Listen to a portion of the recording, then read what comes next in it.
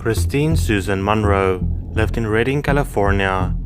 She worked as a nurse and had 4 children. 37-year-old Christine loved to go running. In June of 1995, she went for a run in a Sacramento River trail. When Christine did not return home after her run, her family got worried and they called the police. Her body was found on June 24, 1995, alongside the trail where she was last seen running. Christine had been assaulted and stabbed. Investigators were able to collect DNA of the suspect from Christine's body. In 1997, 2 years after the crime, a man by the name of Michael Valbic started claiming that he took the life of Christine. Investigators noticed immediately that he was fabricating his story and ruled him out as a suspect. Redding Police Detective Rusty Bishop began reviewing Christine's case in late 2019.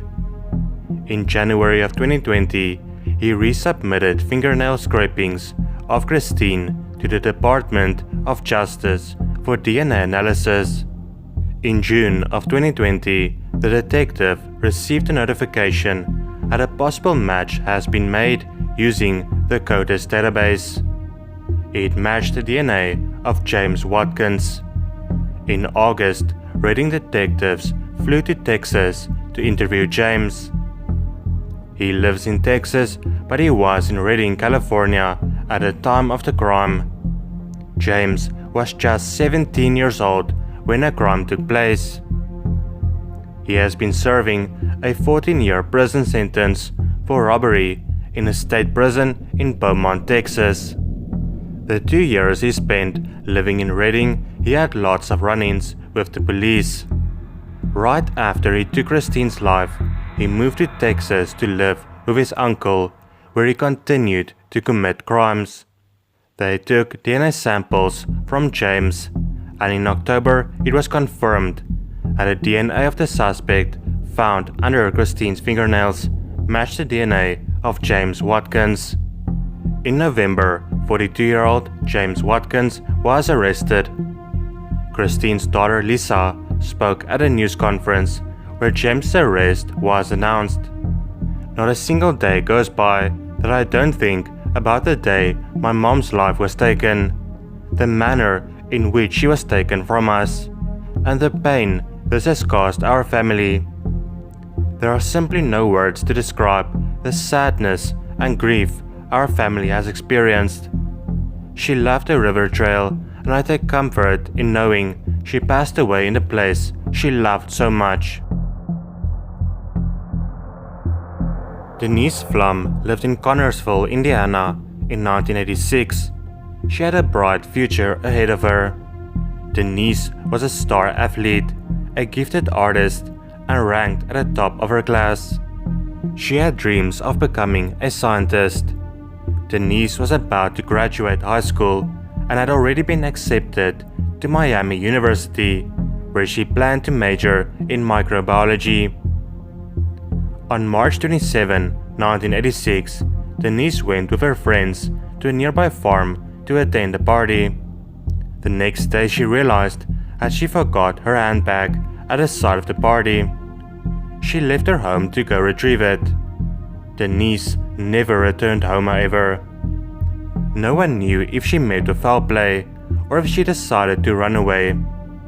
Investigators questioned her friends and family, trying to see if anyone knew anything. One of the people they questioned was Sean McClung. Sean was Denise's ex-boyfriend. They dated for a couple of years and broke up just before her disappearance. After the two of them broke up, Denise became a lot more social, and she was hanging out with her friends more. A few days after her disappearance, her cream-colored 1981 Buick Regal was found alongside Tower Road, just a few miles from the farm. There was nothing in the car that indicated what happened to Denise or where she may have went. Sheriff Joey Laughlin, who was just 7 years old when Denise disappeared, eventually took on the case. In July of 2020, Joey conducted another interview with Denise's ex-boyfriend, 56-year-old Sean McClung. Sean was incarcerated for defrauding a financial institution and check deception. This time, Sean admitted that he took the life of Denise. Investigators added that investigation is still ongoing and that no more comments will be made at this time. We do know, however, that Sean did not state where Denise's body is. We also don't know why he did what he did. The odds are we will never know, because on September 26, 2020, Sean McClung could no longer cling onto life and he passed away. He spent about a week at an Indianapolis hospital dealing with an undisclosed illness before passing. Denise's mom, Judy, had this to say: "She had everything going for her. If she were here today, she'd be working on a cure for cancer. Or well, maybe even a cure for this coronavirus. She just wanted to help people." The family released a statement on Facebook. "We appreciate all of the love and support that you have shown us. We appreciate that Denise has become like family to all of you. Our daughter was a special person whom we will never forget, and we know that this community will not forget. We are so grateful for all of those who have followed her story, who have helped with the investigation, and who have shown support and love.